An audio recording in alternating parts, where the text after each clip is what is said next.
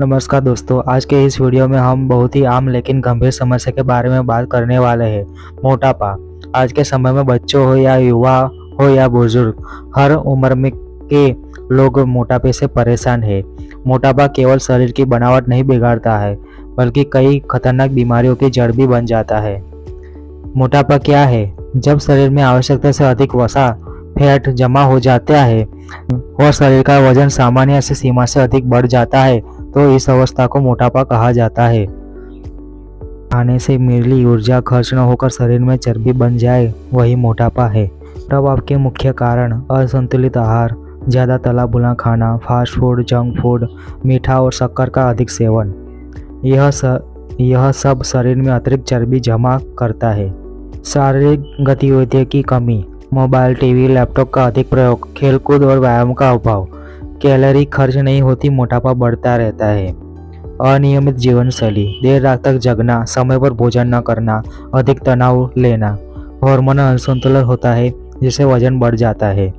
मानसिक तनाव और अवसाद, तनाव आनुवंशिक कारण, माता पिता में मोटापा होना, बच्चों में मोटापा की संभावना बढ़ जाती है। हार्मोनल गड़बड़ी, थायराइड, पीसीओएस, मेटाबॉलिज्म धीमा हो जाता है। मोटापे से होने वाली बीमारियां, मधुमेह, डायबिटीज, उच्च रक्तचाप, हृदय रोग, जोड़ों का दर्द, सांस फूलना, आत्मविश्वास में कमी। इसलिए मोटापा केवल दिखने की समस्या नहीं है, स्वास्थ्य की गंभीर समस्या है। अब जानते हैं मोटापे से कैसे बचाया जाए। संतुलित आहार लें, हरी सब्जियां खाएं, फल खाएं, दालें, कम तेल और कम शक्कर खाइए, जंक फूड से दूरी बनाइए। नियमित व्यायाम करें, रोज 30 मिनट हल्का टहलना, योग, प्राणायाम, साइकिलिंग करना, यह शरीर को सक्रिय रहता है। दिनचर्या अपनाइए, समय पर सोना, समय पर उठना, समय पर भोजन करना, शरीर का संतुलन बना रहता है।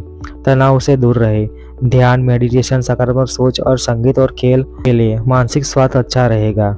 अधिक पानी पिए, दिन में 8 से 10 गिलास पानी जरूर पिए, मेटाबॉलिज्म तेज होगा। दोस्तों, मोटापा एक ऐसी समस्या है जो हमारी गलत आदतों से पैदा होती है और सही आदतों से ख़त्म भी की जा सकती है। आज नहीं तो कल स्वास्थ्य को समय देना ही पड़ेगा। अगर आपको यह वीडियो पसंद आया हो तो लाइक करें, शेयर करें और हमारे चैनल को सब्सक्राइब जरूर करें। धन्यवाद।